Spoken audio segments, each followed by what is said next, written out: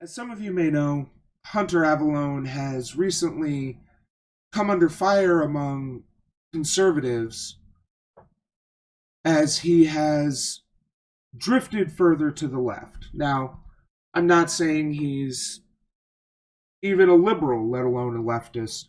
By his own admission, he styles himself a free thinker and has moved on from the far right ideas he was flirting with a year ago. He's now come out in support of LGBT rights, trans rights, many progressive ideas. He's still in support of capitalism, and he still has some of those more right wing beliefs, but he's come a long way. Thanks, Large Devosh. But this is a hit piece on him, so I thought I'd take a look at it and see what they say about him. Should be fun.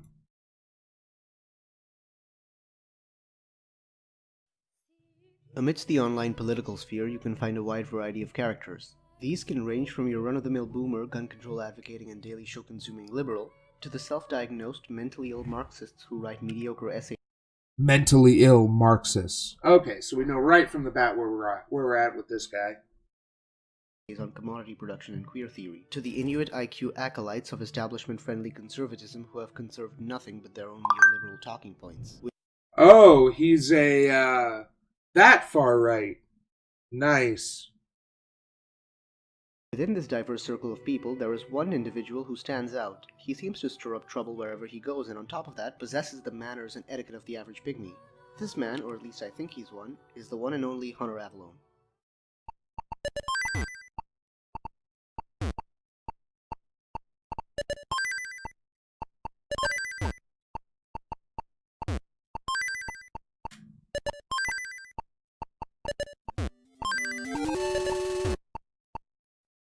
Yeah, a far-right channel named Wagner. Uh-huh. I'm gonna be honest, I didn't think I was gonna make another Hunter video. I thought the first one would suffice. But a lot has happened since then. Firstly, that video got endorsed by Milo, which was quite the epic gamer moment for me. This helped make it the most viewed video on my channel and boosted my confidence and Endorsed by Milo. Motivation levels to new heights. But perhaps the main reason why I'm making a sequel consists of Hunter's series of asinine behavior, as well as certain instances of spinelessness and cowardice on his part, as well as slandering anyone who remotely disagrees with him. In other words, Hunter has been acting rather unhinged and dishonest as of late, even more so than usual. Anyway, today we're gonna look at Hunter Avellone and his antics, so sit back, relax, and enjoy this train wreck.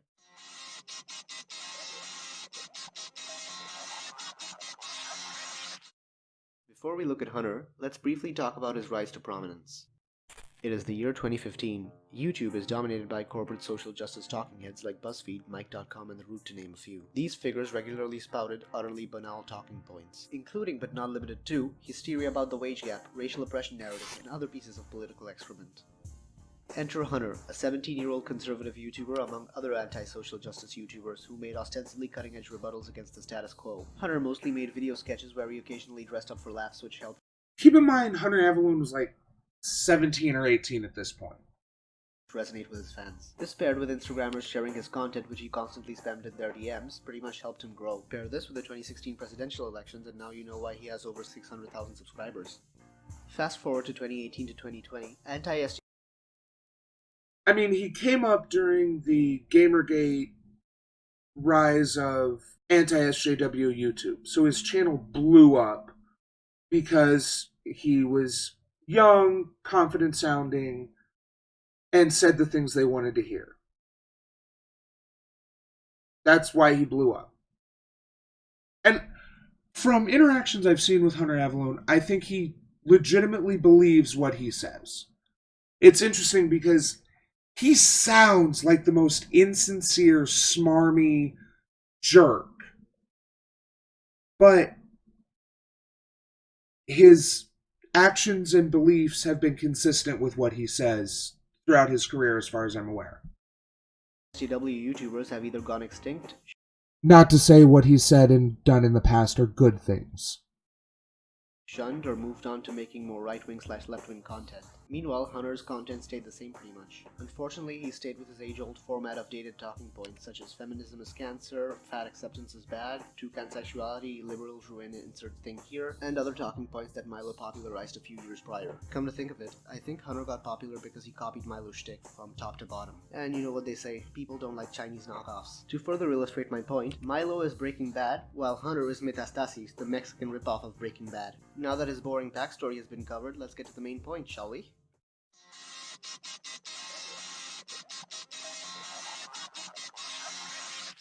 Hunter says dumb stuff. I mean, what else is new? However, it's not just your typical array of banal falsehoods, but he also lies about and slanders people at an alarmingly fast rate. To put it simply, he can't research. I mean, just look at these amazing hot takes.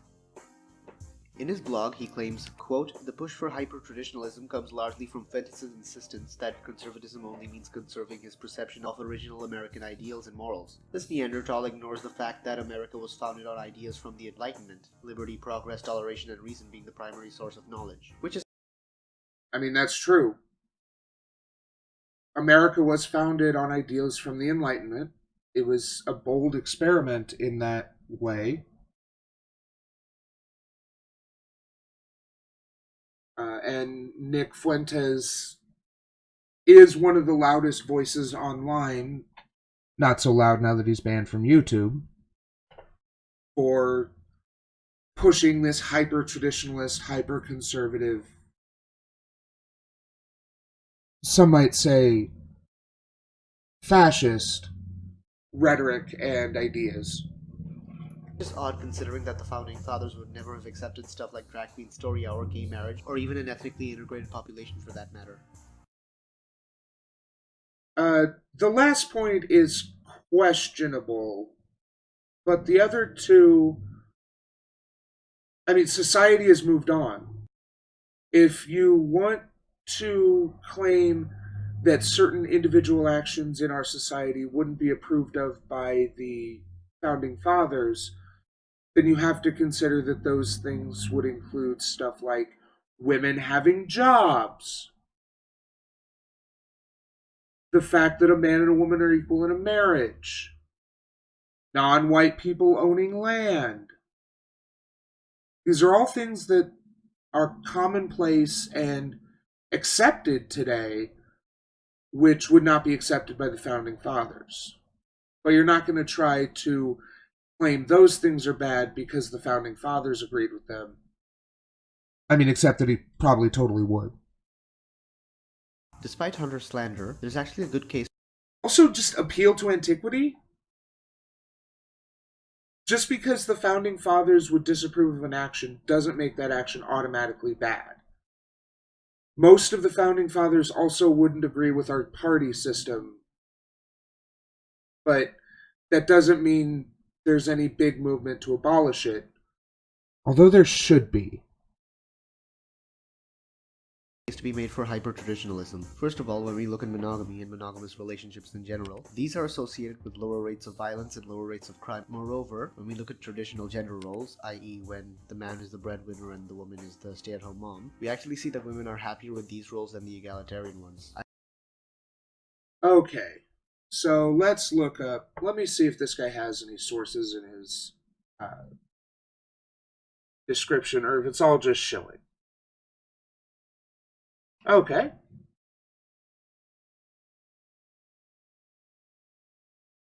I'm gonna go ahead and give him up for this. Let's see. This is an actual bibliography.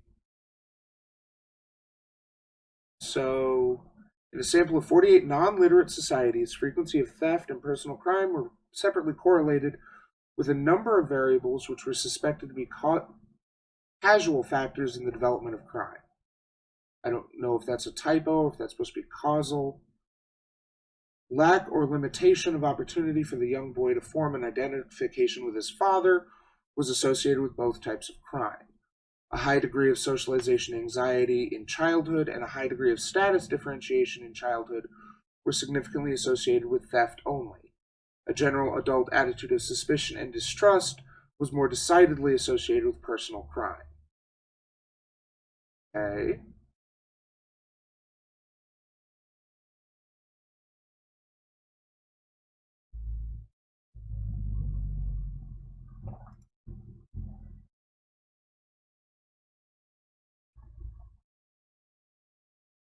Okay, this is a blog post.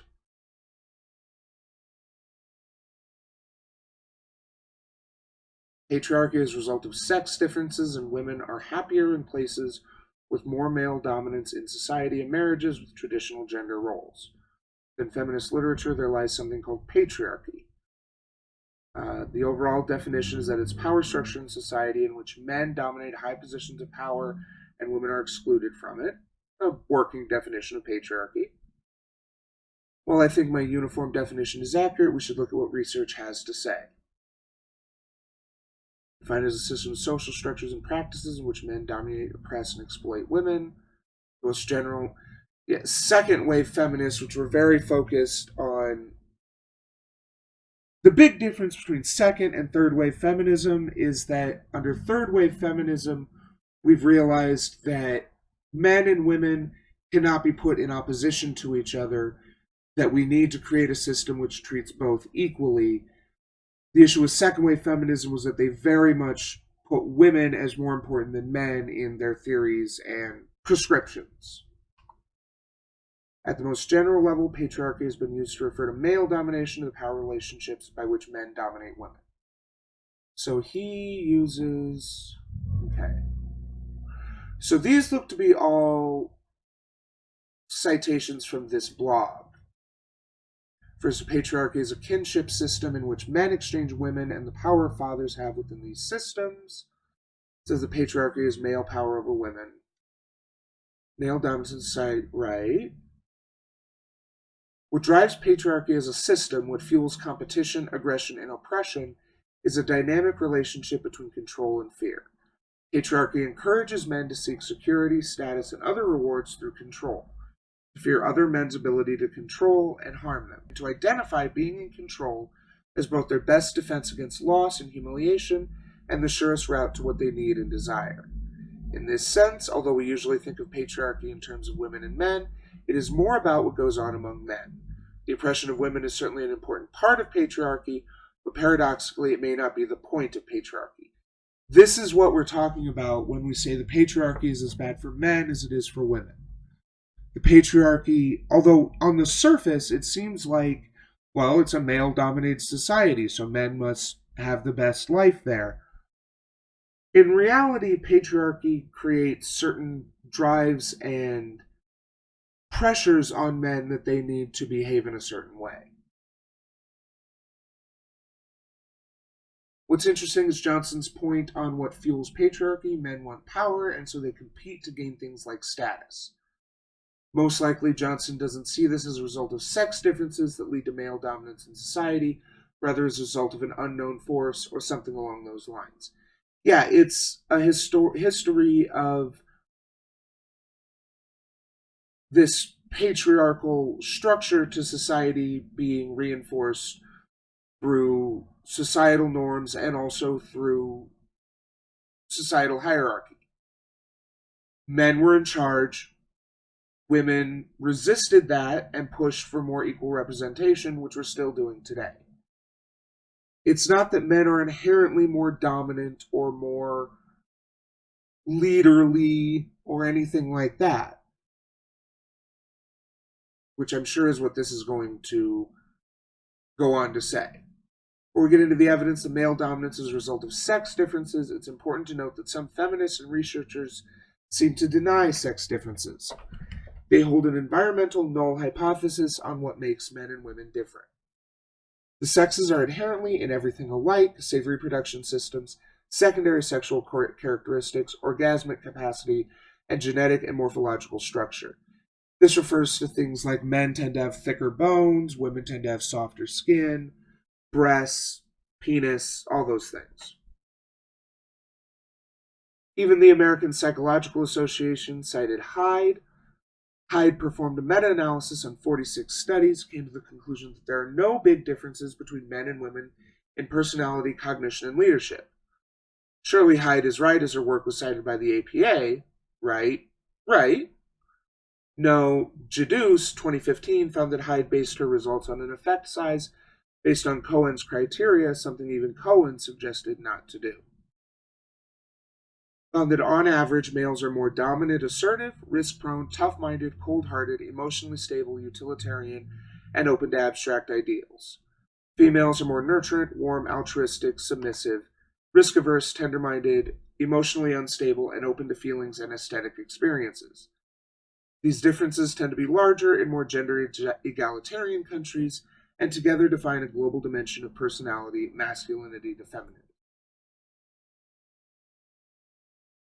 Okay, so scientific of gender differences has yielded a wealth of robust generalizations about the way males and females differ across domains, cultures, and developmental stages. This article provides a descriptive overview of gender differences in personality, social cooperation, and competition, including aggression in play, and verbal and nonverbal communication. Qualitative statements about the typical behavior of males and females are supplemented with quantitative data from meta-analysis and other large-scale studies. Key methodological issues in the measurement of gender differences are discussed to aid the reader in interpretation of research findings. So this seems to be looking at adult or young adult people and trying to state that their positions are inherent, even if they may be the result of societal pressures, the patriarchy, toxic masculinity, etc., etc. Competing theories of gender vary in the role they assign to evolutionary history, cultural practices, endocrine and neurobiological mechanisms, and individual learning.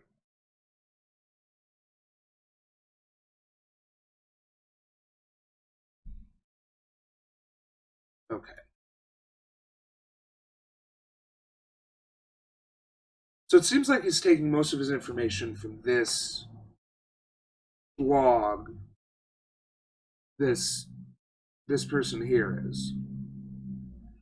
We wholly agree that a strict dichotomy between male-female brains does not exist. Let's see. Did a study on male and female brains. They found sex difference in the brain, but not that there exists a male-female brain. First of all, Jadus et al. Found that Joel et al. Used faulty methodology. They also found that brain features correctly predicted a subject's sex 69 to 77% of the time. I'm not a big numbers guy, but it seems like if your model only predicts 69 to 77% of the time, that isn't the knockout blow you think it is. Rosenblatt and Glazerman both found that they are typically male and female brains. Okay.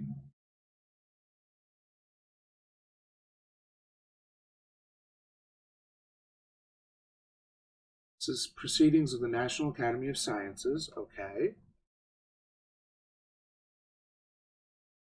So I have read that there have been similarities in the structure of between men and between women. Like men and women have different structured brains. But this doesn't mean that they're necessarily structured that way genetically, because I have read that the brain of a cis woman is much more similar to the brain of a trans woman than of a man, of a cis man, which suggests that it has to do with things other than how you're born.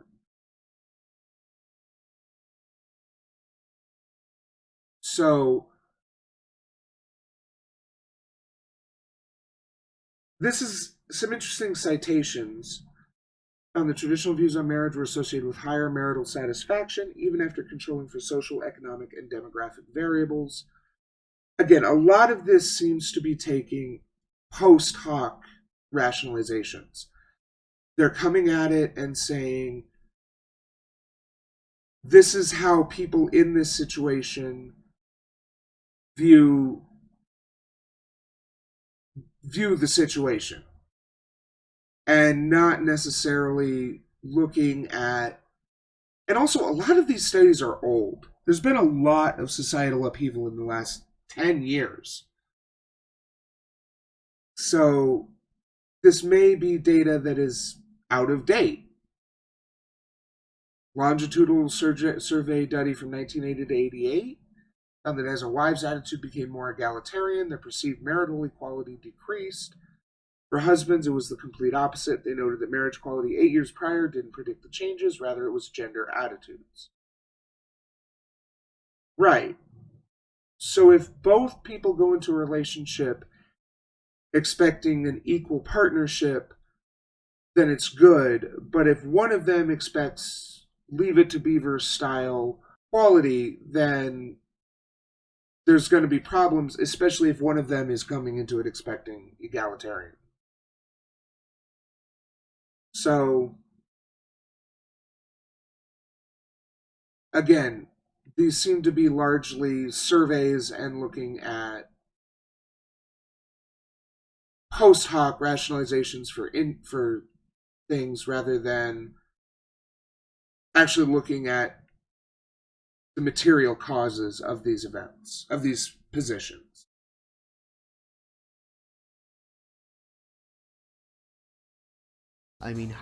Also, it can't be ignored that one of the reasons why a lot of people prefer traditional gender roles, particularly in marriage, is because that is much more stable if you can get it, as far as economically and socially.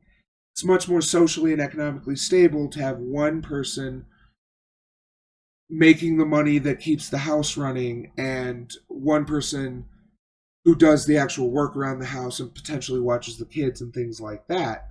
But one thing I have read is that there's no gender specificity here. Homes with where the wife has the career and goes out and makes the money are just as happy and successful as ones where it's the traditional man who goes out and has the job and the woman who takes care of the house. Hyper-traditionalism does have its fair share of critiques, just like every other ideology. That being said, Hunter should actually spend some time looking at the facts and figures before coming to a conclusion. He also cites an article in defense of immigration saying, quote, which has been proven to greatly contribute to the American economy. In other words, immigration increases workforce participation, ergo, GDP increases, therefore it's good for the country supposedly. The gist of this argument is that as more people move in, there are more consumers and more people working, so we see the economy grow. But is that really the case, and does... Yes. Yes. Immigration. Every economist who is honest will tell you that immigration helps the economy. There's occasionally some very minor impacts on low skill or unskilled, so-called unskilled labor as immigrants move in, but this can be mitigated with stronger social welfare programs or just strong worker rights. Because a lot of the reasons why immigrants come in and are able to drive down prices is because there's no mechanism for existing workers to negotiate their wages normal. Does this really help natives? Borjas 2013 states, quote, this contribution to the aggregate economy, however, does not measure the net benefit to the native-born population. He found that 97.8% of the economic growth actually goes back towards the immigrants in forms of wages and benefits. Moreover, I mean, fuck the native population. It helps the whole society. So if it takes a little bit of power away from the native population, but still improves society as a whole, it's a good thing. according to Taylor, But of course, this person is all about promoting native population. 2011, quote, in 2005, immigrants sent another And by native population, I, of course, the people who moved here 300 to 400 years ago. $12 billion to Central America and $22 billion to other South American countries, which meant that Hispanic immigrants sent approximately $55 billion out of the US economy. Moreover, immigration also negatively correlates with wages as demonstrated by this table from Richwine 2019, along with a barrage of... So, let's see, we see a negative 2% effect. Yeah, okay. So what we're seeing here is, at best, a less than 2% drop in wages, and it's often less than 1% effect on wages. When these influx of people have a much larger than 2% impact on the economy. So call it a wash. Recent studies. So yes, Hunter, immigration is good for the country. Bravo. Defending Drag Queen Story Hour. I'm actually not going to say anything, I'm just going to let the video do its job. If a drag queen was sitting down at a library and reading Green Eggs and Ham to a bunch of kids, who cares? This is no different than if someone dressed up as a furry was reading stories to kids. This issue is not specific to drag queens, and when the right simply demonizes the concept of drag queens reading to kids, they forget about the fact that it's the overarching agenda that's the issue, not drag queens. This is like if Queer Kid Stuff was reading stories to children at a library. I would hope none of us would be upset that a lesbian is reading stories to kids. No, we'd be upset that Queer Kid Stuff is pushing an agenda that children are simply not mature enough to understand. This distinction is actually really important because simply attacking drag queens comes off as bigoted, whereas critiquing the agenda these specific drag queens are pushing is far more productive. I had to try and keep my I disagree with him there, and that looked like an older video, so that may not be his opinion here.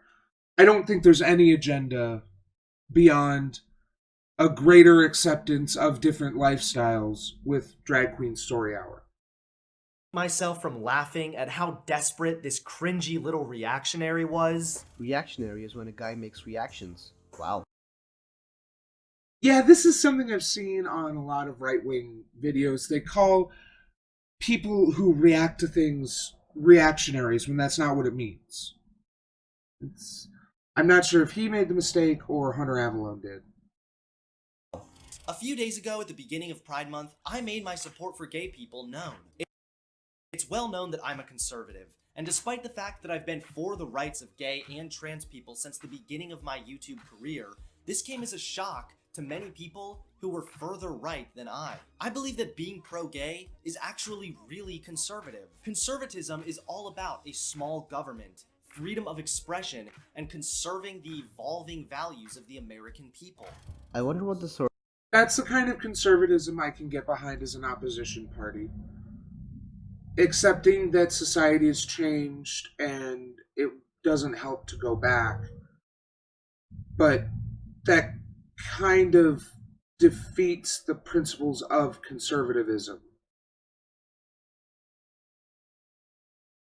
Like, generally, conservatives want to, at best, maintain the status quo, but they're typically arguing about going back to a previous time when things were, even before Trump got into office.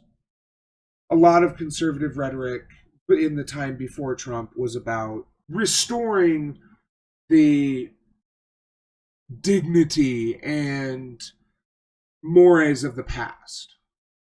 Source of conservative values has to say about this. Oh, then there's his race and IQ. And conserving the evolving values of the American people.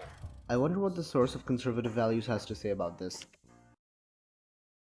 Thomas Jefferson authored a bill to castrate rapists and homosexuals. Jefferson's bill didn't become law, but shows his disapproval of sexual sins. He wrote, crimes whose punishments goes to limb, rape, sodomy, dismemberment. Cute that you think that Thomas Jefferson and George Washington are the founders of conservative thought, given that in their time they would have been progressives. I don't think people realize how radically progressive and different and borderline leftist the US experiment was. I'm not saying that the founding fathers were leftists. Obviously they weren't.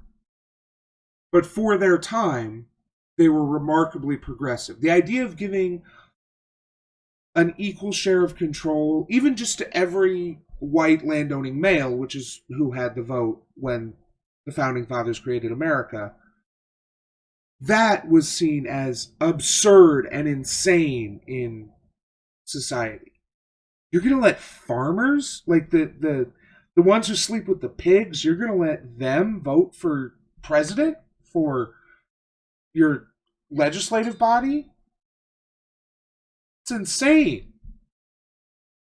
So no, George Washington and Thomas Jefferson were not the founders of conservative thought.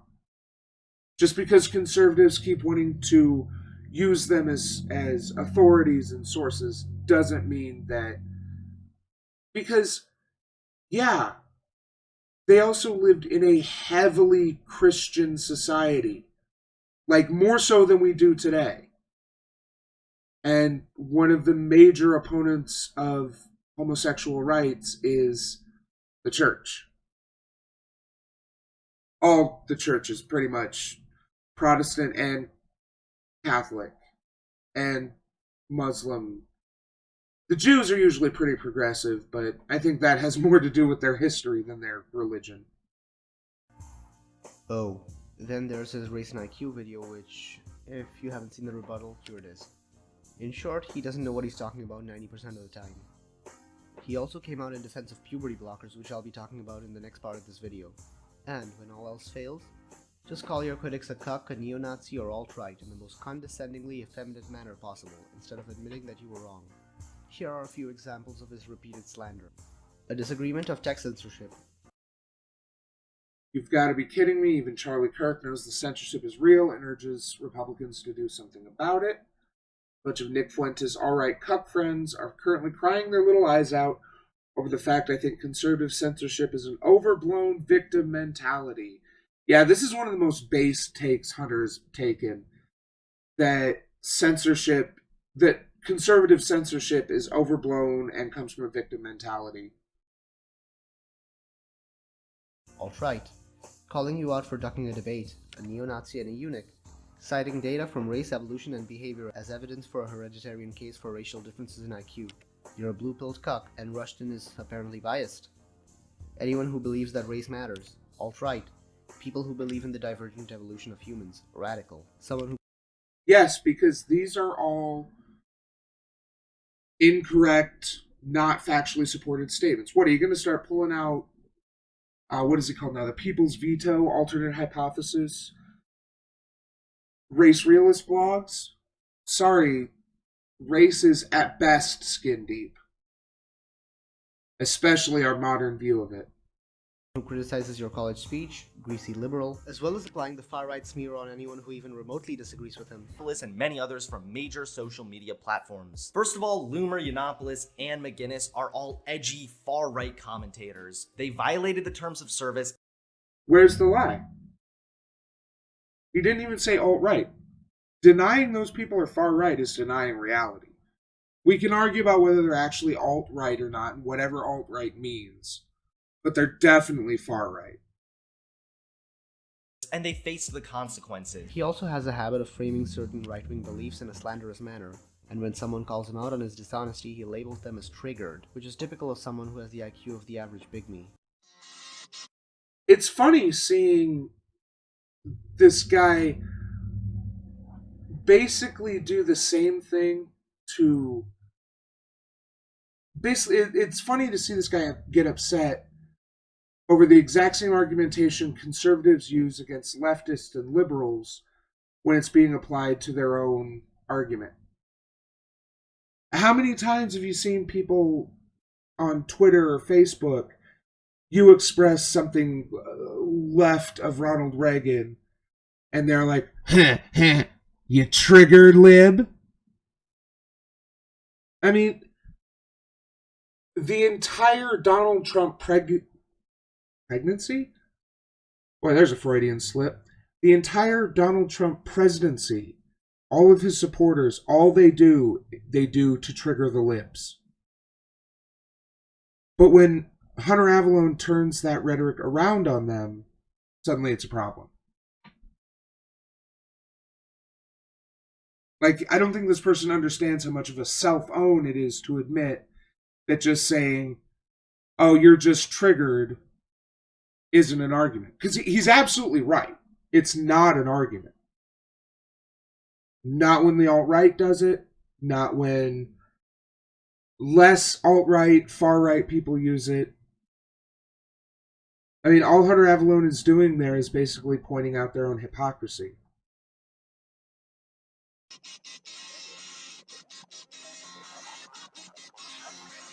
As far as YouTube beef goes, I hope he doesn't actually show Fuentes, because I might get banned from Twitch if he does that. 100% disavowal of Nick Fuentes and anything that fucker says. he seems to have a raging hate boner for one particular individual by the name of Nicholas J. Fuentes, host of America First and former YouTuber. Nick seems to be living rent-free in Hunter's head as he gets brought up frequently in Hunter's posts and videos. The problem becomes when people pretend that race doesn't exist at all. This Hunter Avellone. Have you seen this little theater queen? Yes. He's can we say fag on the show? We can say whatever you want. You have a lifetime fag.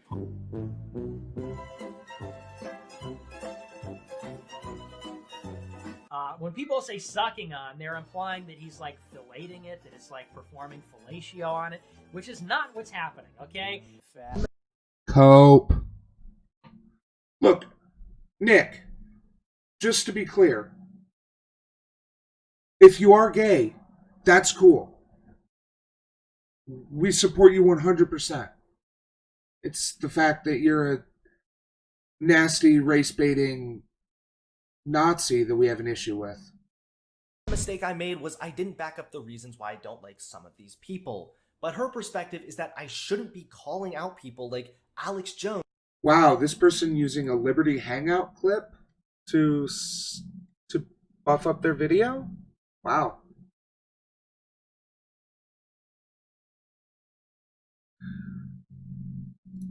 Neo-Nazi Nick Fuentes. Hey there everyone, it's me, Fick Nuentis, and welcome back to another episode of White European America First. Today, I'll be talking to my 3,000 live viewers about conservative censorship. True! Yes! That's good.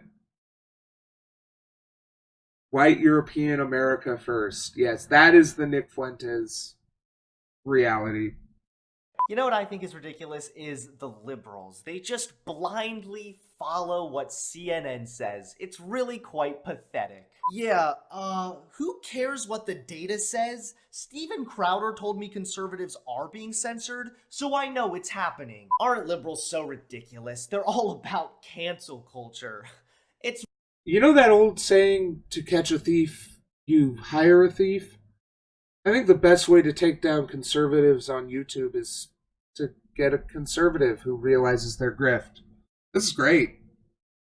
really pathetic. Hold up, what's this? It looks like one conservative expressed one singular view that doesn't perfectly align with my own beliefs. Can we cancel this fake conservative? Aren't liberals so dumb, guys? I mean, they're all about identity politics and Yeah, for a group of people who always calls the left NPCs and engage in groupthink, they are really hostile to anyone who tries to speak outside the narrative, particularly among Fuentes fans, which this person undoubtedly is at this point. and whatnot. It's really just laughable. Well, it looks like I just had a post deleted on Instagram, and there is no doubt about it that this is because I am either conservative or white. Another alt-right figurehead called me out as well, but I really think that he would like to remain anonymous. Shouldn't you be dressed up like a girl, making videos about how transgenders are the real conservatives? You talk a lot of shit after you shamelessly backed out of a debate with me that you had committed to. Well, Mr. Eunuch, too bad you can't blame the Jews for you being a low IQ clout chaser. You know, I'd say hoes mad, but that would imply that women actually wanted to sleep with you. But then again, you did take a photo with your good friend Ashley St. Clair, so who am I to judge? He uses leftist tactics and calls Nick a neo-Nazi and a Holocaust denier over edgy jokes, but when footage Jokes. Yeah, we all know about the 6 million cookie joke, right? Yeah.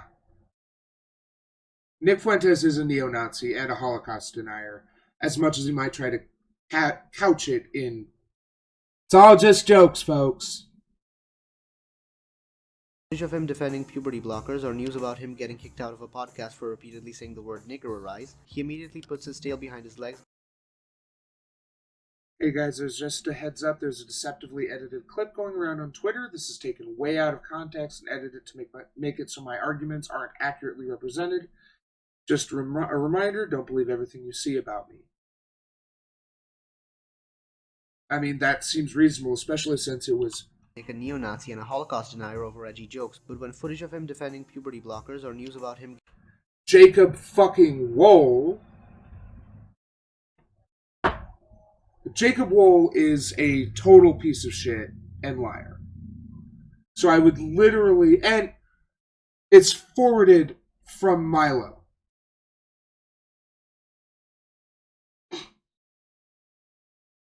So that's literally two people who made a career off of lying. So I would tend to believe them over Hunter Avellone. Because Avellone wouldn't stop saying, getting kicked out of a podcast for repeatedly saying the word nigger arise, he immediately puts his tail behind his legs, goes on the defensive and says, don't believe what you watch. So he can dish it out but can't take it? I'd like to think of this as a well-deserved dose of The difference is he's not lying about people. Anymore. I mean, he may have been in the past. I don't know. karma for repeatedly slandering Nick and others. I tend to get a lot of hate. I mean, every time I choose to post on Instagram, my comment section gets flooded with butthurt losers who are angry that I've chosen to think for myself. Most of you know this by now, but I don't... Yeah, it's real funny to me that conservatives claim... Again, I kind of went over this earlier. Conservatives accuse leftists and liberals of groupthink and being NPCs. But if anyone thinks outside of the accepted norm, then they've been cucked, or they've gone SJW, or they were a grifter all along. Don't really consider myself a conservative. I consider myself a free thinker. I choose to call myself a free thinker mostly because my opinions are founded on empirical data rather than any one-sided political ideology. Yet this imbecile has such an ego that he puts himself on a pedestal and considers himself to be an omnipotent. It's becoming more and more obvious that regardless of how much empirical data is behind my political positions, people will always hate me simply because they hate me. I'm always open to debate, but some people are simply impossible to reason with and would rather cling to party lines, even if it means being at complete odds with scientific data. Call me a fraud, call me whatever you want, but I will always prioritize facts over feelings. Being willing to accept data and change your opinions accordingly is the opposite of being a sellout, what reasonable, smart, mature people do. Base department, we have another entry for the logbook. That's cool. Yeah, he's absolutely right there. People are going to hate him just to hate him and ignore the evidence he proposes, because that's what they do. They all ignore the evidence they propose. In fact, God, despite the BS he regularly spouts.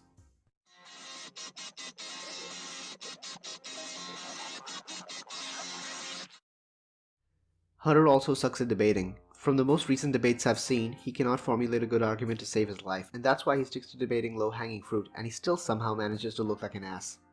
You're not that popular, bro. By that model that I brought. You're so weird. And you couldn't figure out why you couldn't get with it, because you're an awkward little child. That's why. Joel, I feel so bad for you. I'm hitting you here with hard fucking data, and you're not responding hitting like me with anything, bro. Now then, for this part of the video, I'd like to focus on two of his most recent debates. The first of which is a debate on transgenderism with unorthodox theory, and the second one is a debate on puberty blockers with a Discord user named Sean, who I'm going to call Based Sean in this video. In the first debate on transgenderism, the first study Hunter brings up is a Cornell meta-analysis, where none of the studies used found transitioning to be harmful and 52 of the studies found it to be beneficial. So this comes from Cornell, and this is like a huge meta-analysis of multiple different studies done, conducted from like the early 90s through like 2020, okay? And it's found that the effect of the 56 studies done, 52 indicated that transitioning has a positive effect on the mental health of transgender people, and 4 indicated it had mixed or no results there were 0 studies that indicated gender transitioning has negative results. However, most of these studies had small sample sizes, and 2 studies should have been excluded. Hunter loves meta-analyses. Okay. So if 2 of them are excluded, then 50 found that they were positive? There were still none that found it was negative. Like, if you dig hard enough, you can find any number of people who were not helped by transitioning. That doesn't mean transitioning doesn't help. The vast majority of people who transition experience a better quality of life as a result of that transition. But he fails to realize that if poor studies are used, you're still going to get a bad result. You can't just fix flaws in a study by adding more studies. It just doesn't work like that. Okay, great. So a lot of people like to cite the Cornell articles, but they don't actually read them. The guy who runs it is named Frank. He doesn't have any understanding of statistics. So of the 52 studies cited by Frank and Cornell, 2 have to be excluded. One of them is a mathematical model of cost-benefit analysis for transitioning and provides no original research.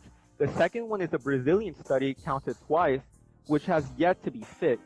Meaning he's counted 2 times, and he hasn't fixed it in quite a while. That's not really that bad, but that's sort of foolish. And looking at the remaining 50 papers, they have incredibly small sample sizes. Anybody who's ever taken an introduction to statistics class knows that you need a large sample size. And studies... I like how this guy thinks that he has a better grasp on what a good study is than Cornell University. Like, he might, but I'd have to see his data on it. The small sample sizes can be useful, but when you're trying to make a consensus...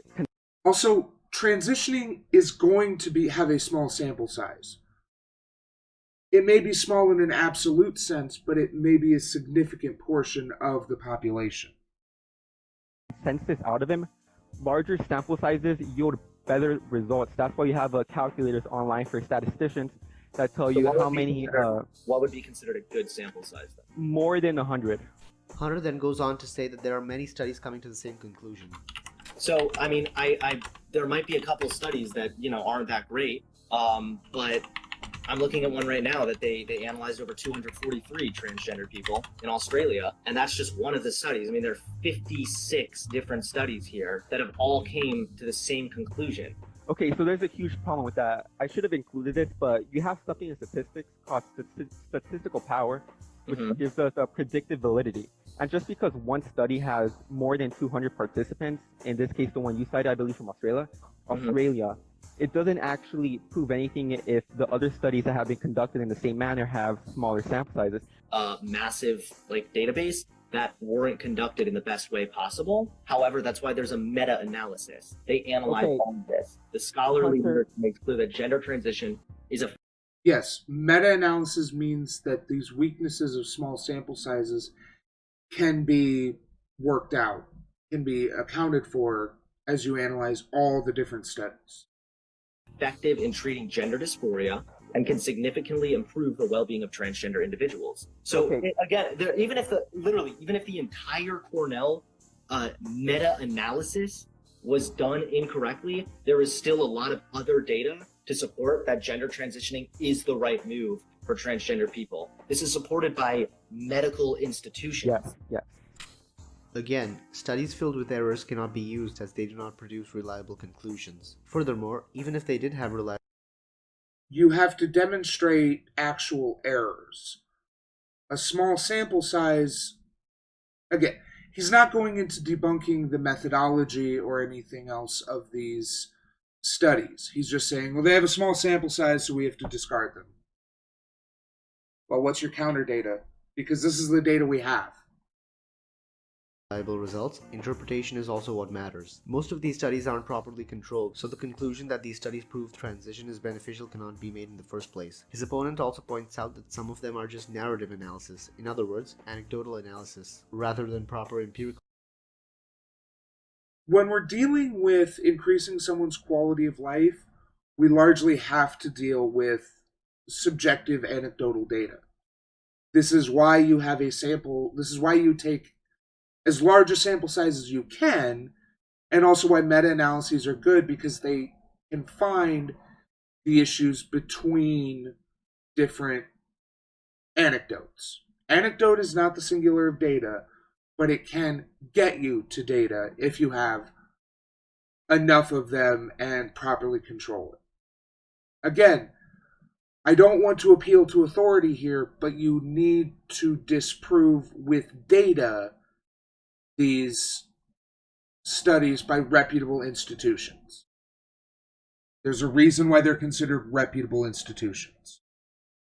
Studies. Okay, cool. So, did you read the study? I mean, I haven't read the entire study, no. Okay, so can you at least tell me what controls were used in the studies they looked at? Yes, they searched electronic databases, bibliography of included studies, and expert files. All study designs were included with no language restrictions. Users working independently. User random effects meta-analysis to pull proportions and estimate 90. They identified 28 eligible studies. These studies enrolled over, here you go, 1,833 participants. So that's a pretty good sample size. All right, male to female. There was over 1,093 male to female and 801 female to male who underwent sex reassignment. That included hormonal therapies. Holding across studies showed that sex reassignment, 80% of individuals reported significant improvement in gender dysphoria. So that's a little bit of a, obviously I paraphrased a little bit of that, but that's a pretty decent sample size if you ask me. Okay, but again, what were their controls? Because if you want to run a good study, you need controls. Hunter then goes on to the usual adoration of meta-analyses and then makes an appeal to authority, wherein he religiously follows the concept of consensus, claiming that because it is supposedly supported by medical institutions, it must be correct. Yes. That's how anything scientific works. If we don't accept consensus, then it is up to the person rejecting consensus to do the experiments and analyses necessary to find a different conclusion. This is why scientific consensus exists. What they're trying to do here is introduce... what's the word I'm looking for? They're trying to reject these studies on the basis of agenda, that they are created and written and published with an agenda that is completely counter to what the data actually says. And so they're trying to find they're trying to make the data fit the narrative rather than narrative fit the data. And that's not how scientific consensus or peer review works.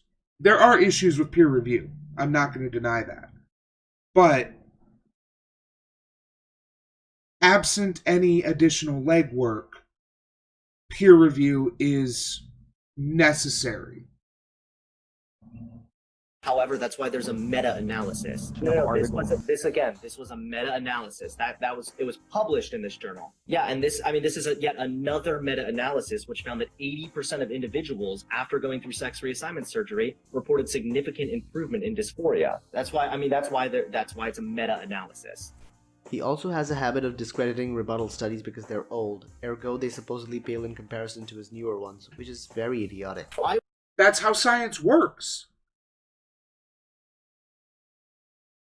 If we rejected studies with different data just because they're newer,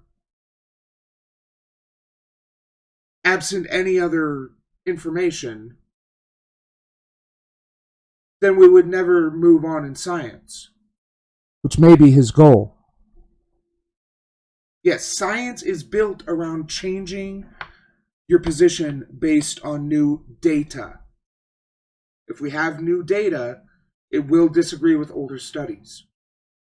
I will fully admit, 100% transparency, I am clearly not as educated on statistics as you are. However, this study you keep citing hasn't been done correctly. It hasn't been conducted with the right data. When there are other much newer studies and much better studies, by the way, I'm citing Cornell and I'm citing meta-analyses that are supported and published in prestigious peer-reviewed medical journals.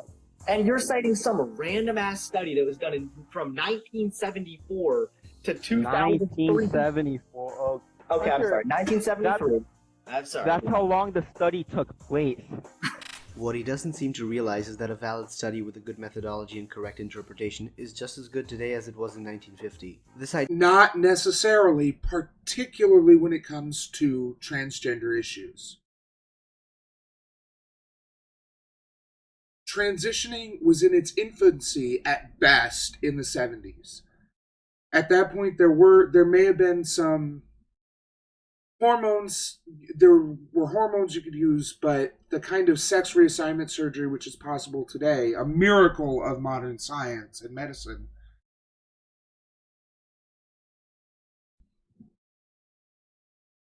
means that a study from the 70s, or started in the 70s, is not going to be as helpful as one that was conducted today. Also, what we've discovered is that a big part of trans people's issues, the reason why they have such a high suicide rate and things like that, is from societal pressures. Trans people with supportive family units, with a support structure with friends and people around them who support them and validate them, are much less likely to commit suicide than trans people who don't, even if everything else about them is identical.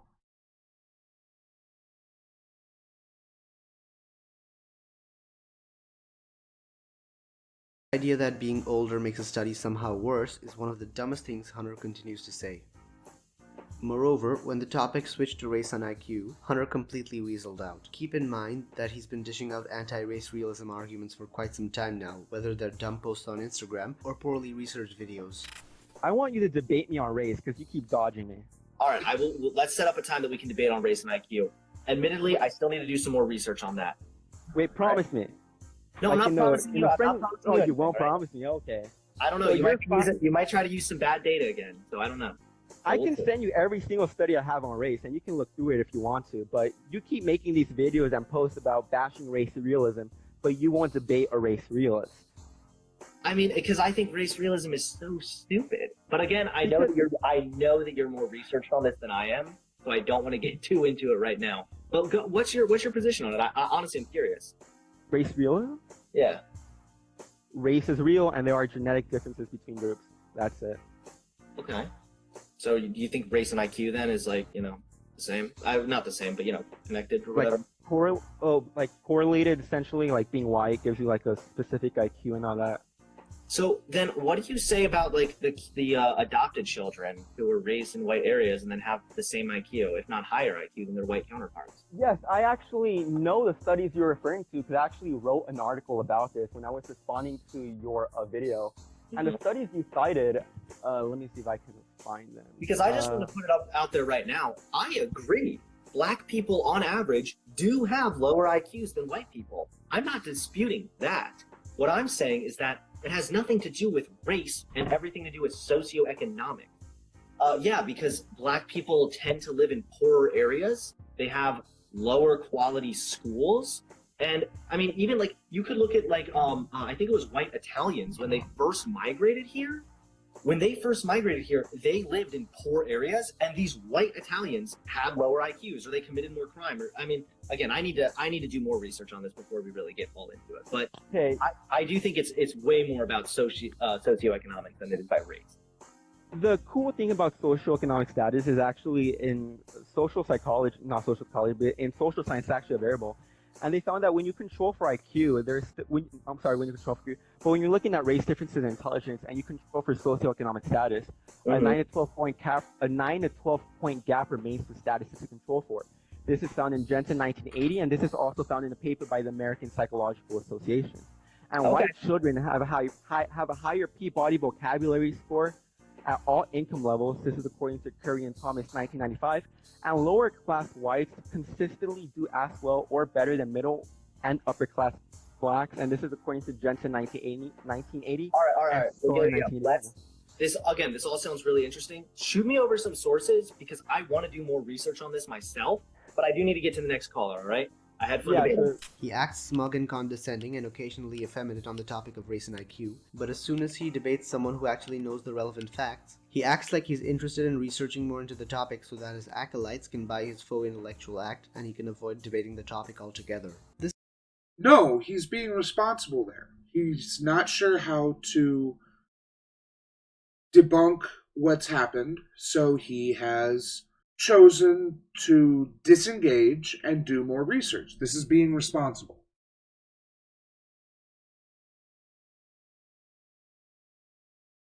I mean, that gap may exist even when controlling for socioeconomic issues from the 80s,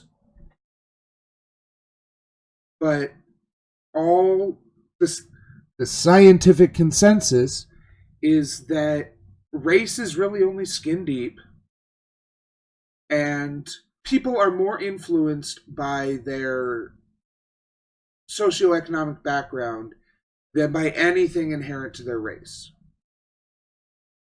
If there is a gap, even when controlling for socioeconomics, it likely has to do with other factors that aren't being controlled for, such as single parent versus multi-parent home, the area they grew up in, and things like that, especially for a study from the 80s. This debate, however, took a serious toll on the poor guy's ego, and you can see that because he cut that debate out of his live stream entirely and posted his low-hanging fruit debate instead. In his second debate with Based Sean on Discord, the two debated on puberty blockers, on whether they were beneficial or detrimental to prepubescent youth. Nothing is really harmful for kids going on puberty blockers, and it would be far more you're really going to prevent them. You're going to. I just want to preface here. You just read the drug that they use to chemically castrate prisoners, and said that you read the abstract for it, and tried to sound smart, and you want to go on and say that it is completely reversible and it's just totally fine to give willy-nilly while growth plates are forming, while the skeletal. Well, I looked it up here, and it looks like it's a mix of other drugs as well. So yeah, based on just administering that, just this, I'm trying to get the word right. So yeah, puberty blockers do not change a person's body. They prevent it from changing. It's funny whenever I see someone say that It's funny when I see someone say that puberty blockers are being given to kids and we're flooding their bodies with hormones. It's the exact opposite. Puberty blockers are preventing their bodies from being flooded with hormones. Gonadotropin releasing hormone, that does not enact permanent changes. And again, it would be far more dangerous. It literally atrophies your testicles. It puts a pause on No, puberty. Yes, it yes, that's what this says right here. You're right. Testicles. Actually, you're right. But it always seems to be the case, doesn't it, of a trans woman really pushing the bounds. No one really cared about women going into the men's bathroom for some unbeknownst reason, just because, you know, the sexes and genders are equal. So if a woman wanted to use the men's bathroom, it would be totally fine. It wasn't until the men wanted to use the women's bathroom, that's when people were like, oh, that's weird. Almost like it's an innate thing of, like, a normal person would want to, you know, protect the female. A lot of times I see this where conservatives will claim that a societal pressure is an innate natural thing.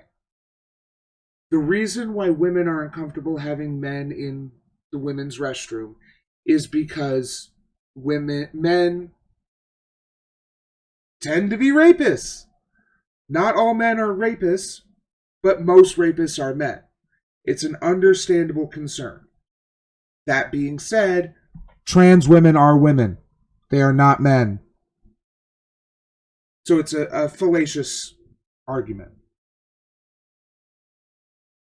Moreover, a lot of the reason why trans women are getting more...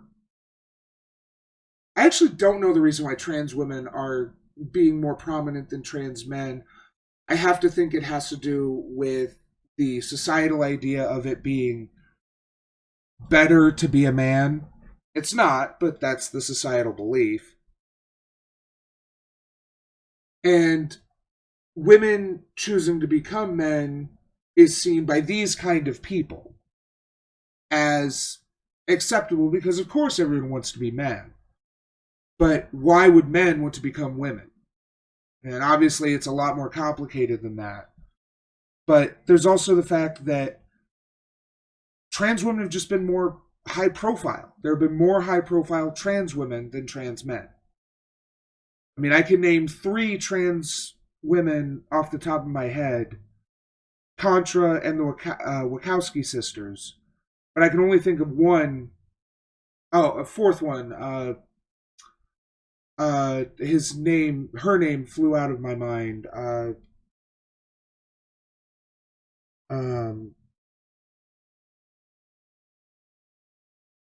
The Olympic athlete, Jenner. Dead name is Bruce Jenner. I can't remember her new name.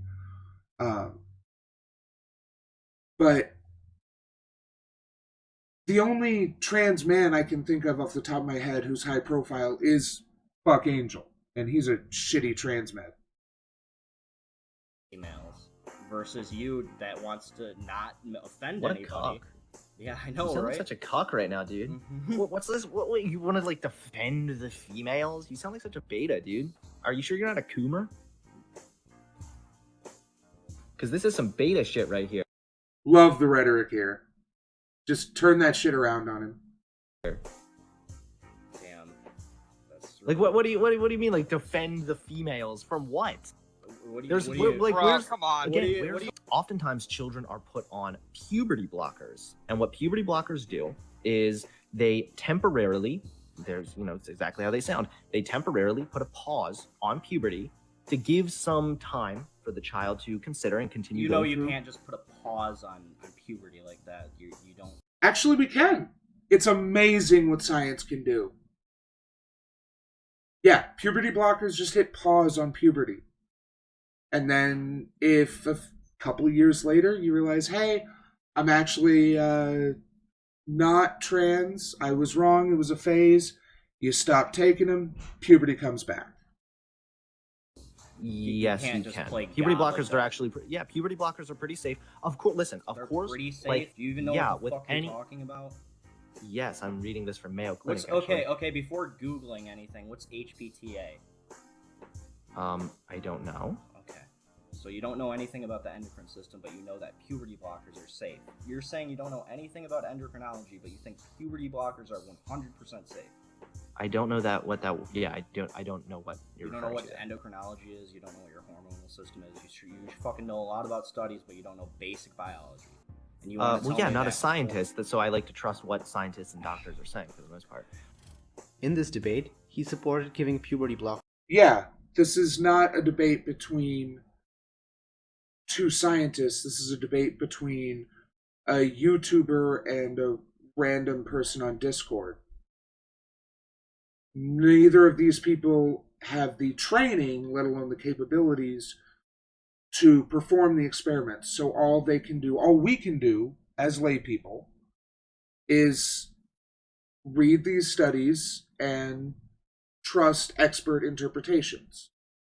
To underage youth. I sent this link to Milo and others shared it too. This led to Hunter writing a response seen here. He states, quote, "Here Conservatives are malding over the fact that I support medically backed puberty blockers for adolescent transgender youth, right? This is not hormone therapy, which is permanent. This is puberty suppression. Even hormone therapy isn't necessarily permanent. If you stop taking the hormones, your body can reverse. This is how deconversion happens.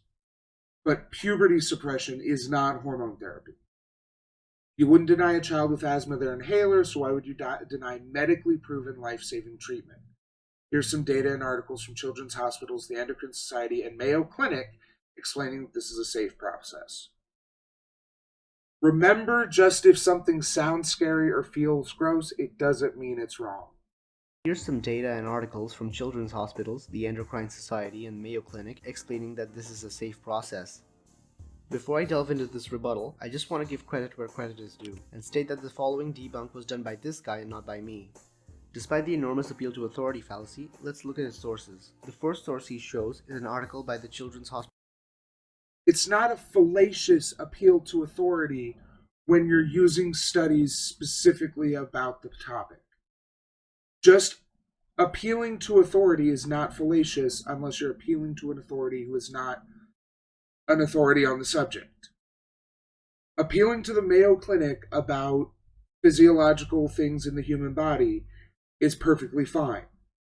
Appealing to Sargon of Akkad, who is not an authority on the physiological happenings of the human body, would be fallacious. Hospital of Chicago, which just addresses Hunter's argument that the procedure is reversible, so there's nothing here to debunk really. Now, in the second source, he links the source he shows is an article by the Children's Hospital of Chicago, which just addresses Hunter's argument that the procedure is reversible, so there's nothing here to debunk really. Now, in the second source, he links the study, and in doing so, he has made public the fact that he's either completely incompetent at analyzing studies or is just dishonest. Before I can explain why he can't use this study, let's talk about the basic methodology of the study. Basically, they took individuals with gender dysphoria and gave them a baseline test that measures psychosocial functioning on a 100-point scale. This test is called the CGAS, the Children's Global Assessment Scale, and a higher score is better. After administering the test, they followed up the test every 6 months, up to 18 months. The two categories of participants we'll be analyzing are as follows: GD adolescents that received psychological support, and GD adolescents that received support in addition to puberty blockers. The study compared these two groups to see if there was any significant improvement in the puberty blocker group, which would indicate the treatment is beneficial.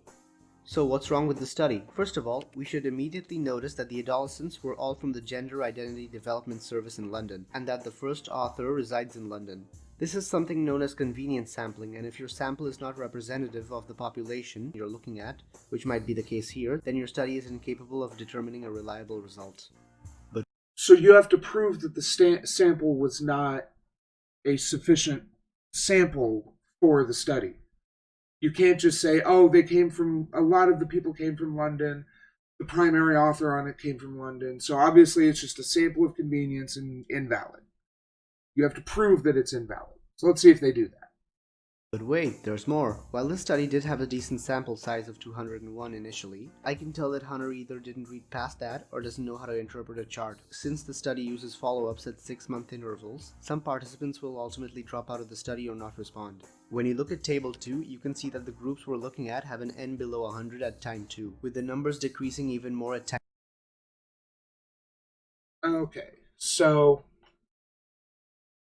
all participants times 0, so that's the first one, 201, time 1, 201.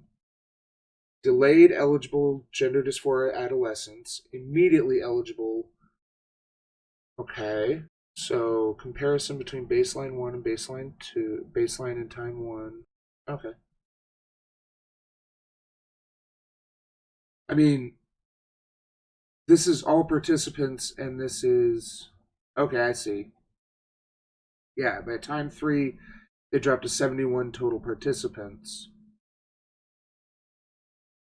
I wonder if they have an explanation for people dropping out of the study, but that doesn't change, depending on the methodology, doesn't change the validity of the data. Again, depending on why all these people dropped out. Time 3. This means that the sample size is actually small for times 2 and 3. The problem with low sample sizes is that they have more variance and are therefore less precise and are worse for determining a true value of what you're looking at, in this case CGAS scores. The funny thing is that at times 2 and 3 are conveniently the only 2 points where we see the groups start to significantly differ from each other according to figure 2.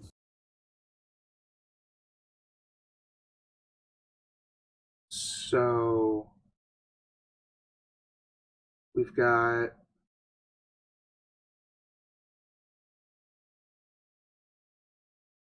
delayed eligible. Okay. Determining a true value of what you're looking at, in this case CGAS scores. The funny thing is that at times 2 and 3 are conveniently the only 2 points where we see the groups start to significantly differ from each other according to figure 2. Furthermore, the study did not control for all degrees of freedom with their participants, making the study inherently incapable of determining causality anyways. So the study is inherently worthless, but at least it does show a significant benefit for the puberty blocker group, right? Yeah, no. You see, if Hunter Avellone actually had any competence in statistics at all, he wouldn't have cited this. According to the results section of the very picture he's showing us, the average score for the non-puberty blocker group was 60.9 with a plus minus 12.2 to account for the standard error of the mean. This means the range where the mean likely is from 48.7 to 73.1 according to the study. Looking at the puberty blocker group, the range is 53.5 to 81.3. Now if you actually analyze these numbers, unlike Hunter, you will notice that there is a significant overlap. If there is an overlap of even 0.1 points, then the result is automatically not statistically significant. Which means that Hunter cannot use this paper to assert the idea that puberty blockers are beneficial. One thing I will add is that you're supposed to look at the standard deviation rather than the standard error if you want to see the difference between two groups. And since the standard deviation is larger than the standard error, there is even more overlap according to K 2008. There's a chance that the researchers are reporting on standard deviation rather than the standard error, since they never say which one they used. But since it doesn't matter either way, I'm not going to go through the data and calculate which one they used, even if the study had veracity. Okay, so we will.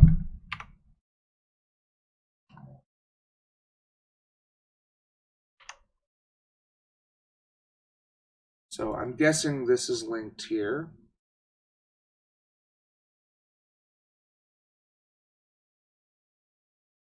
Is this the...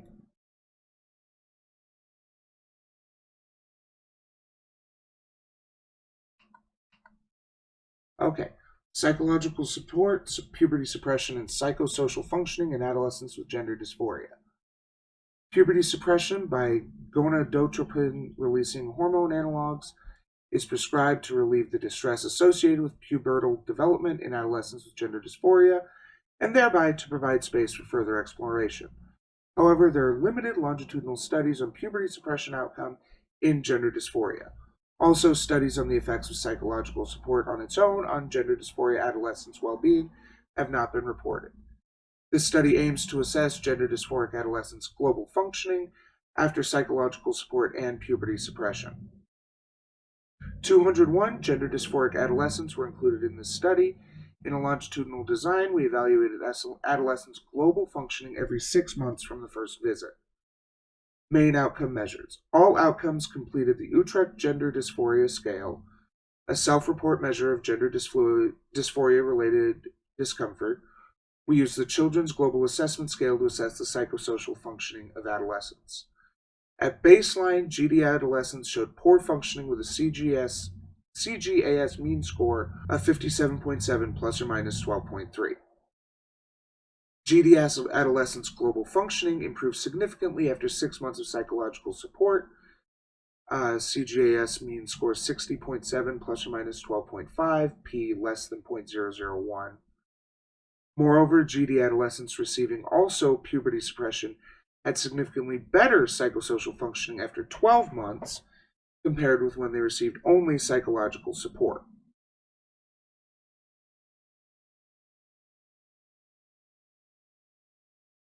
Okay. Psychological support and puberty suppression were both associated with an improved global psychosocial functioning in GD adolescents. Both these interventions may be considered effective in the clinical management of psychosocial functioning difficulties in GD adolescents. Costa R. Dunsford M. There's some people. Okay.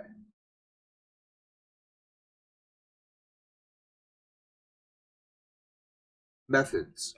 The longitudinal study was conducted at the Gender Identity Development Service in London. The healthcare pathway provided at the GIDS is described in Figure 1. A consecutive series of 436 adolescents, mean age 15.74 plus or minus 1.38 years, natal male, natal female 1 to 1.17. There's slightly more women than men, actually almost twice as many.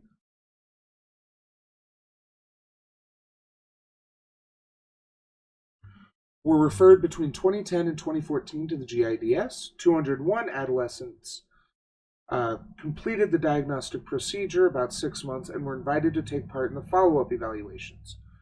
No GD adolescent refused to participate, and all participants and their parents gave informed consent.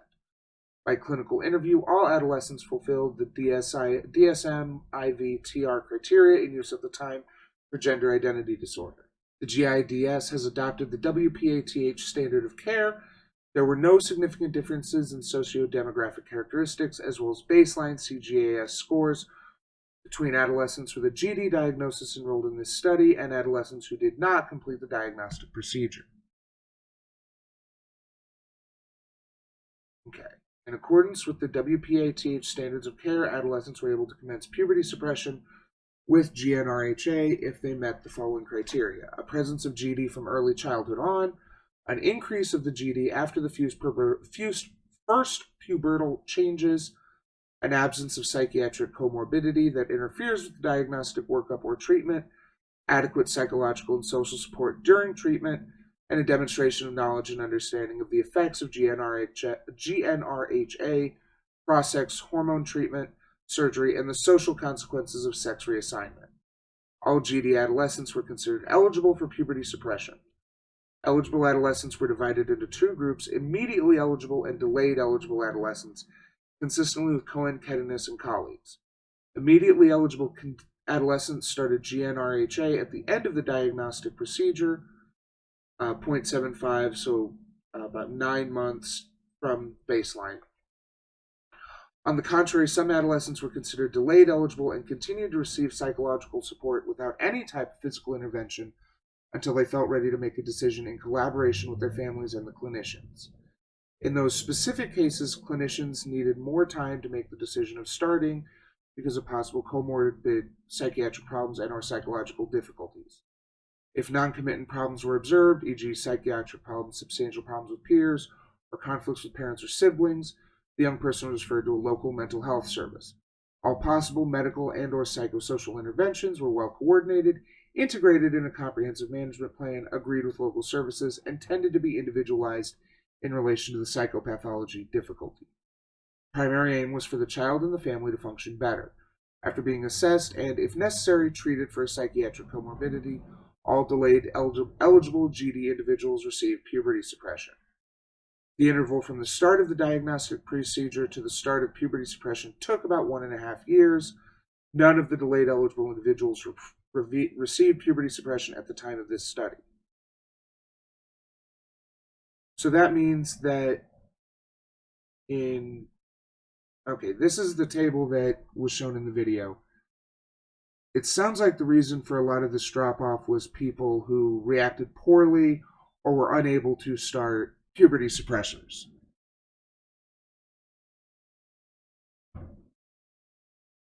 Okay, so we look here, the delayed eligible, they actually decreased a little bit, but immediately eligible saw improvement all the way across. And to be fair, both saw improvement all the way across.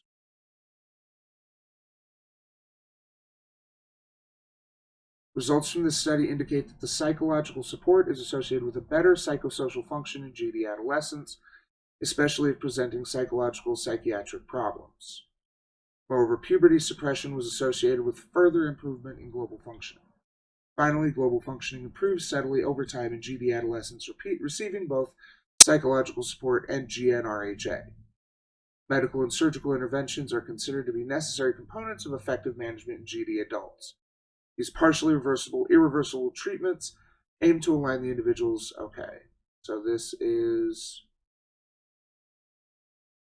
First, it could indicate that the timely addressing of psychosocial problems contributes to enhanced psychological well-being. Second, is also reported in previous studies among both GD adults and adolescents. Our clinical experience suggests that patients attending a gender unit are pleased in the knowledge that the puberty suppression will be performed within a reasonable time and refer a distress reduction because of their accepted and understood requirements. Okay, so let me do a little research here because I'm not trained in analyzing data, but he's just rejecting it out of hand. So let's see. Is the probability of attaining test results at least as extreme as the results actually observed during the test, assuming that the null hypothesis is correct? So in this one, p-value of so p-value for these ranged from 0.14 to 0.73. So In statistics, every conjecture concerning the unknown distribution f of a random variable x is called a statistical hypothesis. We state one hypothesis only, and the aim of the statistical test is to verify whether this hypothesis is not false, but not, at the same time, to investigate other hypotheses, then such a test is called a significant test. The p-value is used in the context of null hypothesis testing in order to quantify the idea of statistical significance of evidence. Note that the statistical significance of a result does not imply that the result is scientifically significant as well. Null hypothesis testing is a reductio ad absurdum argument adapted to statistics. In essence, a claim is assumed valid if its counterclaim is improbable. As such, the only hypothesis that needs to be specified in this test, and which embodies the counterclaim, is referred to as the null hypothesis, that is, the hypothesis to be nullified. A result is said to be statistically significant if it allows us to reject the null hypothesis. That is, as per the reductio ad absurdum reasoning, the statistically significant result should be highly improbable if the null hypothesis is assumed to be true. The rejection of the null hypothesis implies that the correct hypothesis lies in the logical complement of the null hypothesis. However, unless there's a single alternative to the null hypothesis, the rejection of null hypothesis does not tell us which of the alternatives might be the correct one. If a null hypothesis states that a certain summary statistic follows the standard normal distribution, so in probability theory, a normal distribution is a type of continuous probability distribution for a real valued random variable. The general form of its probability density function is that formula. Then the rejection of this null hypothesis can either mean the mean is not zero, or the variance is not unity, or the distribution is not normal, depending on the type of test performed. However, supposing we manage to reject the zero mean hypothesis, even if we know the distribution is normal and variance is unity, the null hypothesis test does not tell us which non-zero value we should adopt as the new mean. If x is a random okay. The p-value is defined as the probability under the null hypothesis about the unknown distribution f of the random variable x for the variate to be observed as a value equal to or more extreme than the value observed. If x is the observed value, then depending on how we interpret it, the equal to or more extreme than what is actually observed, I mean x is greater than or equal to little x. If x is less than, right tail event, if x is less than or equal to little x, or the event giving the smallest probability among the two, thus the p-value is given by these formulae. So we have an observed data point. Okay. The smaller the p-value, the higher the significance, because it tells the investigator that the hypothesis under consideration may not adequately explain the observation. The null hypothesis H is rejected if any of these probabilities is less than or equal to a small, fixed, but arbitrarily predefined threshold value A, which is referred to as the level of significance. Unlike the p-value, the alpha level is not derived from any observational data and does not depend on the underlying hypothesis. The value of alpha is instead set by the researcher before examining the data. Setting of alpha is arbitrary. By convention, alpha is commonly set to 0.05, 0.01, 0.005, or 0.001. Okay, so in this case, assuming they set it to the highest level, 0.005 or 0.05, the p-value is way above that.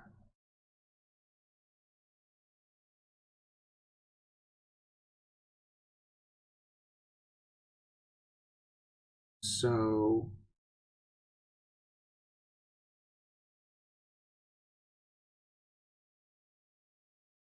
okay, so we want it to be above that.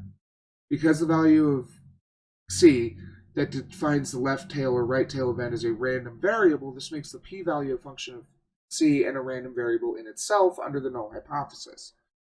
P-value is defined uniformly over interval. Yeah, it's live. How's it going, KJ? We're learning about statistics in order to debunk a video.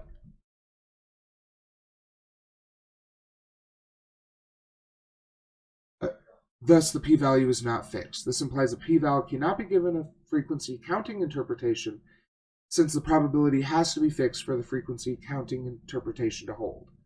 In other words, if the same test is repeated independently bearing upon the same overall null hypothesis, it will yield different p-values at every repetition. Nevertheless, these different p-values can be combined, for instance, using Fisher's combined probability test. So from what I'm reading here, this guy was wrong. We don't reject it just because of the p-value.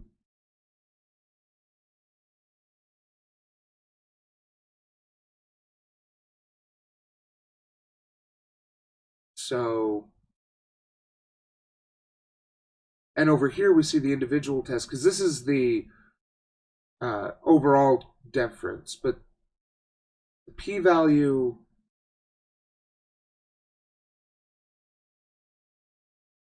is even smaller for the individuals at each level.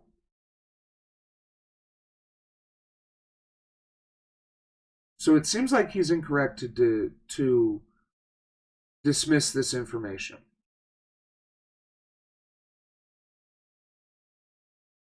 As he did out of hand.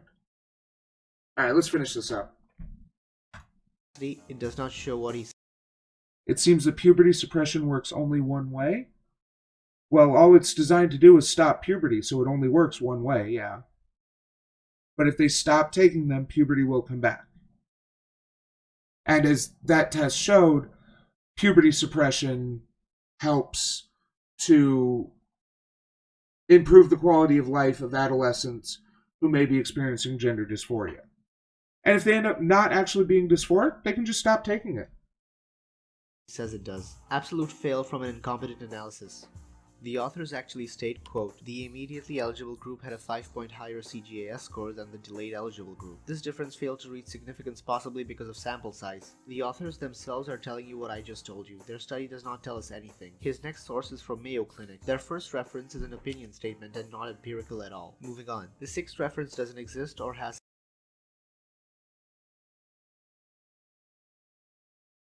Ask Mayo expert gender dysphoria incongruency, child and adolescent medical chief. So once again, he's rejecting information out of hand and claiming that this is a... So an opinion from an expert at the Mayo Clinic is much more valuable than the opinion of a random YouTuber. had its name changed. Reference 3 I couldn't find any way to access, unfortunately, as well as Reference 5. Reference 2 points to 2 studies talking about puberty blockers having promising results, however both of them have very small sample sizes. The first of these is a case study where n equals 1, so this is anecdotal evidence which isn't valid at all. The second one had a sample size of only 54 people and even talks about the negative effect on height and bone maturation. The fourth one is long and leads to even more references, so I'll try my best to not confuse you in the next section. The fourth Mayo reference uses reference numbers 20, 57, 58, and 59 to support the claim that pubertal suppression leads to improved psychological function. For reference 20, 97 patients were used, not the best sample. Also, one of the papers they used says that the quality of evidence surrounding this is low or very low on the grade system. Another paper they used does not have valid support because they looked at one case and their references don't help them much either. 2 are studies I debunked in the last paragraph, one is a source I also debunked, and the last 2 only had 70 participants. Moving on to the 58th reference, since I can't open the 57th one, it has a sample size of 70 and states that the changes in gender dysphoria or body image scores were insignificant. The 59th reference has a sample of 77, but the data collected was from only 54, and the samples from the tables were all very low. After Mayo, Hunter cites an NBC article. The first thing to note is that the study does not have any controls, so it is inherently incapable of determining if puberty blockers caused positive benefits. Another sociological studies don't often have a control because people are different. This is testing whether we know what puberty blockers do on a scientific physiological level. What we're testing is how effective they are in individuals. It's difficult to have a control in that situation, so what you have to do is take a lot of data from before the test and compare it to after. Another thing about this study is that it's cross-sectional. In other words, it looks at only one point in time. This is bad because we can't see progression or if the intervention actually did anything. Another thing to mention about the study, in the conflicts of interest statement, it states that the first author, quote, reports receiving royalties from Springer for a textbook on pediatric gender identity. Really makes you think. Hunter's final source is a CNN article which links to this. Or they went to an expert on biology in children for their textbook. And the fact that they list it as a conflict of interest doesn't necessarily make their data invalid. That's the great thing about the scientific method. It goes on data and not the people who produce it. If the data is not reproducible, then it's bad data, regardless of who produced it. Damn it.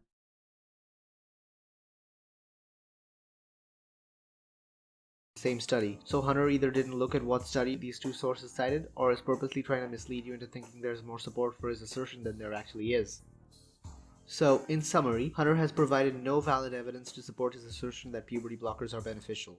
And you've done no work to actually debunk it. You've just said, oh, they've got a low sample size, or you couldn't find it. Sorry, I give more weight to actual peer-reviewed scientific studies than what some random YouTuber claims. That's how the scientific method works.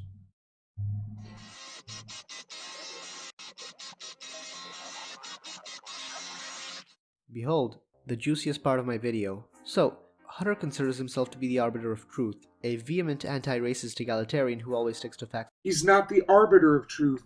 He just doesn't accept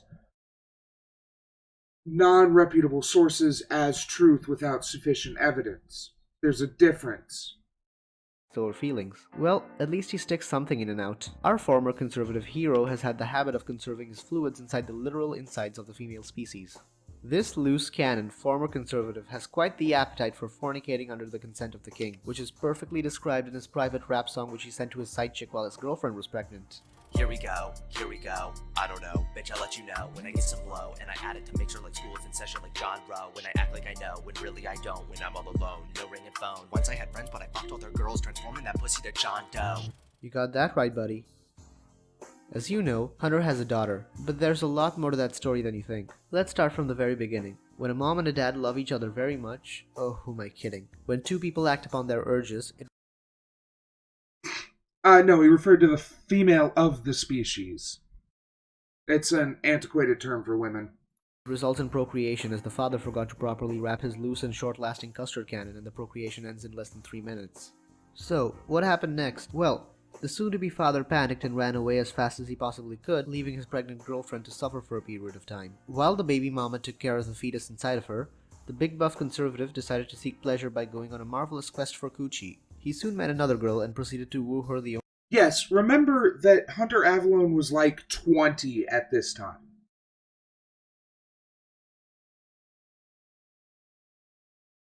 I thought I did, KJ. Puberty suppression works to suppress puberty from happening. It stops it while you're on it, but once you stop taking it, the puberty comes back.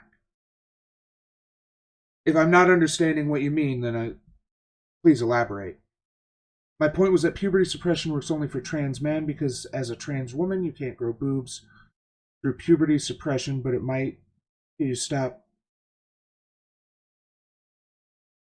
Right, so puberty suppression works for both trans men and trans women. It stops the puberty entirely, as long as they're taking it. And then when they stop taking it, they either go on hormones for the gender they actually feel, or they go through normal puberty for the gender they were assigned at birth, depending on what doctors recommend. Well, there's no such thing as a biological woman, but what advantage? What do you mean, have an advantage? And Hunter is Hunter Avellone. He's a YouTuber. He's got like 600,000 subscribers. He's been around forever. And no, I don't think KJ is trans, by the questions they've asked in the past. And today. I'm not sure why you would ask that, Max. For a period of time, while the baby mama took. It's pretty rude to ask if someone is trans.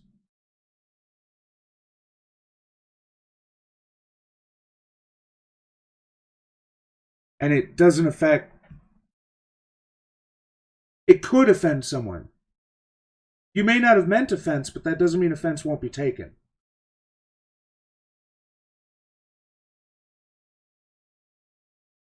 And again, it's just very rude to just ask someone if they're trans. That'd be like asking someone if they're circumcised. Right, and in most situations that would be considered rude. If you want to ask someone's gender or what pronouns they prefer, that's a fine question. But if you just walk up to someone and said, "Hey, are you trans?" That would be a weird question to ask. But as I was saying, the period described here, Hunter was like 19, 20 years old. And I've known very few 19 or 20-year-old dudes who are wanting to be parents at that time. Now, credit to Hunter. He stepped up and he said he did the right thing. He married his baby mama and they now have a happy, successful life together. But trying to denigrate him because he ran off when his girlfriend got pregnant at 19, that's not an unusual situation. What's unusual is that he came back. Care of the fetus inside of her, the big buff conservative decided to seek pleasure by going on a marvelous quest for coochie. He soon met another girl and proceeded to woo her the only way a man knew how, by releasing some really hot rhymes. I don't know the answers to the questions that you ask. Get the fuck out of my face, I am not prone to do the task. I got so much money, fill the room like it's a fucking bath. My career is taking off. Right. Yeah, I'm not saying he's a good person for running off. But we have to consider the fact that he came back. Let me guide you through. Through puberty suppression, a sex man won't grow facial hair. However, sex women won't grow boobs. The result is that if you look at secondary characteristics, trans man has advantage since he has all that main secondary characteristics of biological male, no boobs, facial hair. So, with hormones, you can grow boobs. Someone who's assigned male at birth takes puberty blockers, their body will stay in a prepubescent state. They'll stay pretty androgynous until they start using... Yes, you are wrong in that. Because assigned female at birth, if you take puberty blockers, no matter what your assigned gender at birth, you will not grow breasts. If your body is flooded with estrogen, then you'll start growing boobs. Either as a result of later in life taking hormone therapy or just going through female puberty. So there may be some small advantage in for trans men with puberty blockers. You may be right about that, but it's not as large of an advantage as you seem to think it is. And yeah, I agree, Max. It is selfish to get someone pregnant and then run off. Just puberty suppression. In a manner of speaking, it does a little bit. But not that I'm aware of. Puberty suppression, I'm not sure what, like lack of sexual desire. I'm sure it can, since a lot of that is caused by hormones. So I would imagine it would lower the sex drive. But again, the whole point of puberty blockers is that you're only on them for a couple of years before you figure out which hormones you want to flood your body with, which puberty you want to go through, which is why puberty blockers are typically assigned generally at about the first sign of pubescence. Yeah, exactly. Not everyone should go through puberty when they're supposed to, but they're great for trans people so they don't go through the wrong puberty. Like it's on a fucking flight path. I got lovers, sexy girls, their lips are wrapped around my flask. I am young, but you are old, bitch, there's your fucking sponge bath. I got questions in my head that I do not know how to ask. I got answers, they are wrong, I was reading way too fast. As a result, the female decided to surrender herself to him as she was at the mercy of his sick beats and proceeded to make sweet, passionate, tender love, which didn't really last very long. Psychopathy and sociopathy are more or less discredited terms. It's just all under antisocial behavior, and children absolutely can display antisocial behavior. So, I don't know that hormones affect that. And I would say that they don't in the same way that puberty,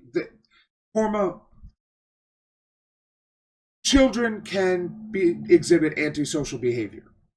So I wouldn't say hormones create it. Long. Here's her 1-star review of the hunter-gatherer mating ritual. Not a good look. So, aside from being incredibly obnoxious, incredibly idiotic, and incredibly affectual, he's also crappy in bed. Sad life.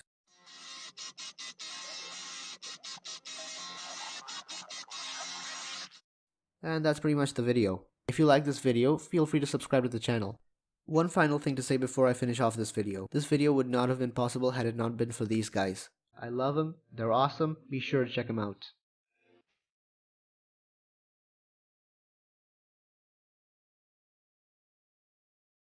Okay. I thought he actually was going to have some final thoughts, so that's it.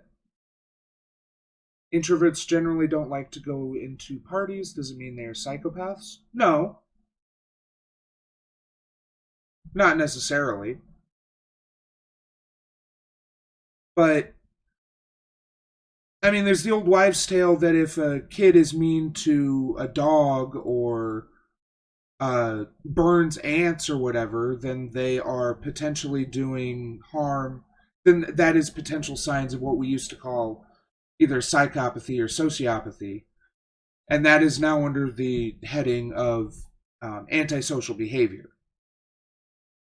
So I think this is kind of a problem where we consider antisocial behavior to refer to things like you say, not being comfortable at parties, when it's referring to things like wanting to kill people. But this was basically a 30-minute ad hom on Hunter Avellone dismissing everything he's said just because this person had the preconceived notion that Hunter was wrong. Nice harassment notice. Let's check out the comments real quick. Milo, my hero. Yeah. Here's the alt hype. Conserving the evolving values. Okay, so it's not about conserving anything. Right. Wow. I wish the people on the left would pay attention to small content creators like people on the right do. Although Milo isn't really a content creator anymore. I'm surprised he even still has a YouTube account he can comment with. But that was interesting. But Hunter Avellone has come a long way, and I'm glad he's using data to make his decisions instead of his feelings. And I think that as he pays more attention to data, he can only get better. So I support the redemption of Hunter Avellone. Hey, thanks for watching. Hope you enjoyed the show. Remember to like, share, and leave a comment because it helps me. Subscribe and ring that bell to help you. Thanks, and we'll see you next time.